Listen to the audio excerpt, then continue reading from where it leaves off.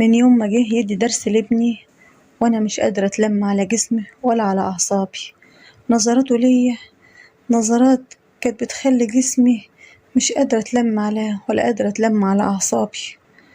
انا نيفين، عندي 33 سنة، متجوزة وعندي ولد وبنت. جوزي دايما مسافر، من يوم ما اتجوزته واحنا على ده الحال. بيقعد بالسنة ويمكن اكتر، ما يجيش فيها غير شهر او 2 بس. من يوم ما اتجوزت ودايما كنت اقوله بلاش كده، لازم تستقر، انا لسه صغيرة وناقصنا حاجات كتير، مش كل حاجة الفلوس. انا ست وعايزة احس بأنوثتي، وناقصني حاجات كل ست محتاجاها. انا واحدة حاسة بالحرمان، الحرمان الفظيع. كنت دايما اكلمه واقوله انا محتاجالك، انزل، محتاجة اقعد معاك، محتاجة اتكلم معاك. يقول لي ما انا مسافر علشانكم ومتغرب علشانكم، علشان اجيب لكم شوية فلوس ونستقر ونحسن من مستوانا المعيشي. انا اقول له مش كل حاجة الفلوس. هو يرد علي يقول لي ماشي، سنة واحدة بس وهستقر، وسنة تجر سنة، سنة تجر سنة. وانا هنا التعب والحرمان بياكل فيا. لا، بالليل بيجي عليا الليل كده بموت من الوحدة والحرمان. وجوزي هو اللي عمل فيا كده، هو اللي بعد عني. مش كل حاجة الفلوس، في حاجات أكتر من الفلوس احتياج، وهي الواحدة تحس بنفسها بأنها ست زي كل الستات، بتحب وتتحب وتحس بأحاسيس ومشاعر كتير قوي. أنا كنت محرومة منها، جوزي كان حارمني منها بسفره وبعده عني. بس أعمل إيه؟ مش قادرة عليه ولا هو قادر ينزل. يقول لي حاضر حاضر، وعشان يسكتني يبعت لي فلوس ويقول لي هبعت لك فلوس الشهر ده اصرفه وهاتوا كل اللي انت عايزينه. ثم نصرف ونجيب كل اللي عايزينه، بس محتاجين حاجات كتير وناقصني حاجات كتير انا بالذات. لحد ما في يوم جه المدرس ده لابني يديله درس.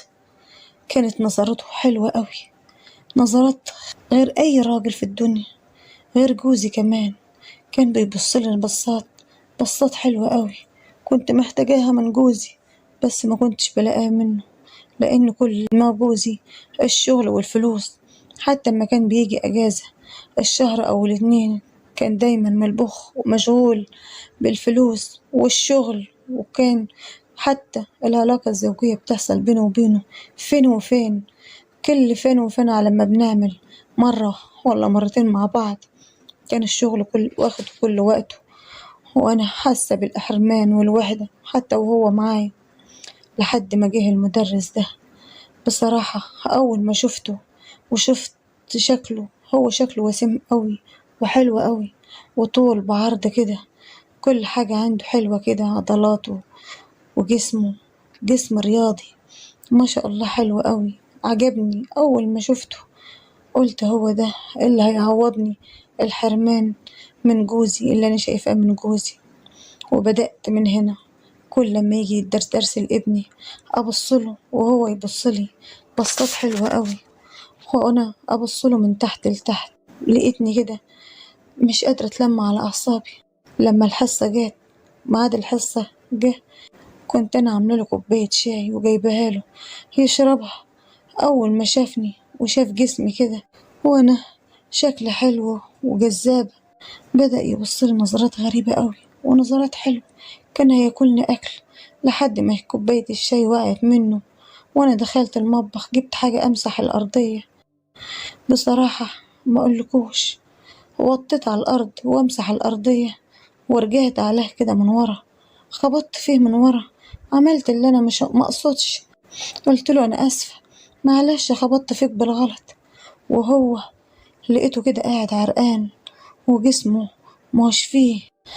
وتاني يوم قلت لازم أودي العيال عندي، أودي العيال في حتة عشان يجي يلقاني هنا لوحدي، لأني مش قادرة أتلم على أعصابي. هو أنا محتاجاه وهو كمان باين عليه محتاج لي قوي. في اليوم ده قررت إن أنا أودي ولادي عند أختي، وقبل ما يجي ميعاد الحصة كنت مش شيكة ولابسة ما اقولكوش، وشكلي حلو، ومظبطة نفسي ولا كأن عروسة في ليلة دخلتها. وأول ما جه وفتحت له الباب، هو بصراحة كان مواعيده مظبوطة قوي على الحصة، كان بيجي في الميعاد وعلى الوقت. وأنا فتحت له، هو أول ما شافني كده عرقه بقى نازل يجري من وشه، وسأل على ابني. قلت له لأ، ابني ما وشنا، ده ابني عند خالته وأنا هنا لوحدي. قام قايل لي خلاص أنا هاجي وقت تاني على ما ابنك يبقى موجود. قلت له لا اتفضل. بصراحة مسكت ايده وشديته ودخلته وقفلت الباب. قلت له انا عايزة الحصة دي تبقى لي انا لوحدي، الحصة دي مخصوص لي انا. قال لي لا ما ينفعش الكلام اللي انت بتقوليه ده يا هانم. قلت له لا، انا انا محرومة من حاجات كتير وعايزاك تديني حصة النهاردة. انت فاهم وانا فاهمة، وانت كمان عايز. صح، هو ما قدرش يملك نفسه ولا انا قدرت املك نفسي، واتعاملنا مع بعض ما اقولكوش حاجة فوق الخيال. قعدنا ساعتين مع بعض، كنت قلت ده انا محتاجة حاجات كتير وكنت محتاجاله، عشان كده ما قدرتش املك نفسي ولا اعصابي. وهو كمان ما قدرش يقاومني ولا يقدر يقاوم جمالي. انا كنت محرومة من حاجات كتير، وانت عارف ان جوزي مسافر من زمان وما بيجيش الا في السنة يمكن شهر ولا 2، وانا ست صغيرة وبحس بالحرمان. فضلت انا وهو لحد 7 شهور على الوضع ده. ساعات بقيت اودي ولادي عند اختي، وساعات ببقى ادخلهم الاوضة واقفل عليهم، وساعات تانية بقيت نروح عنده الشقة بتاعته، وبقيت اتعامل معاه وهو مش قادر يستغنى عني ولا انا قادرة استغنى عنه. لحد 7 شهور قعدت في ال7 شهور دول عايشة ما اقولكوش، مبسوطة ومرتاحة. وجوزي خلاص نسيته، يا دوبك بس هو يبعتلي الفلوس نصرف ونجيب كل اللي احنا عايزينه، وهو هناك مقضيها شغل وانا هنا خلاص بقيت بسطة نفسي وبربي ولادي وكل حاجة بقيت اعملها. لحد ما في يوم بعد ال7 شهور دول الكارثة والمصيبة، وال7 شهور دول اللي انا اتبسطت فيهم جه وقت النكد والعكننة، لحد ما لقيت نفسي حامل. ودي الكارثة والمصيبة. ولحد ما قلت للمدرس ده، قلت له، هو كان اسمه أحمد، يا أحمد أنا حامل. قال لي طب وماله، ما انت ست متجوزة. قلت له ازاي ده جوزي بقاله سنة برا وما نزلش، ازاي ابقى حامل وجوزي مش هنا. قام قايل لي دي امور عائلية انت حرة فيها، هتقدري تتعاملي وهتقدري تطلعي نفسك من المشكلة دي. اتعاملي انت وجوزك مع بعض وشوفي انت هتحلها ازاي. قلت له ازاي يعني؟ قال لي زي الناس، وانا ما غصبتكش على حاجة، انت اللي كنت بتغريني، انا ما جبرتكش على حاجة، انت ست محرومة وانا لبيت لك الحرمان ده، ما غصبتكش. وبعدين ما فيش واحدة ست بتلبس قميص نوم للمدرس بتاع ابنها، صح ولا غلط؟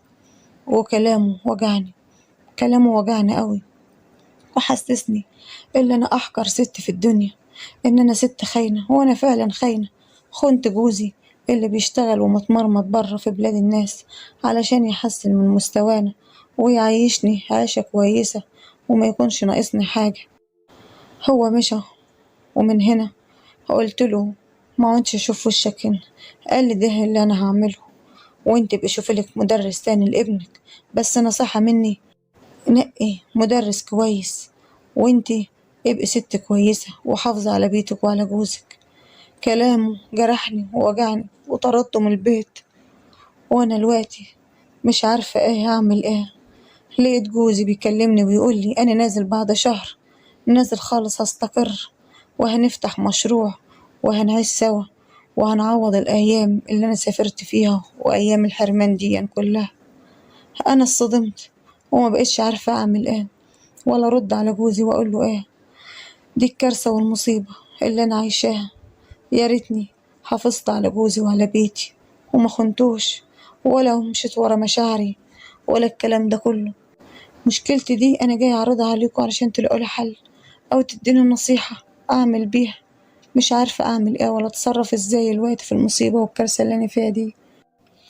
يا ريت تقولولي في الكومنتات رأيكم وبدون تجريح يا جماعة. ولو عجبتكم القصة النهاردة ادعمونا باللايك والاشتراك في القناة. ودمتم في أمان الله.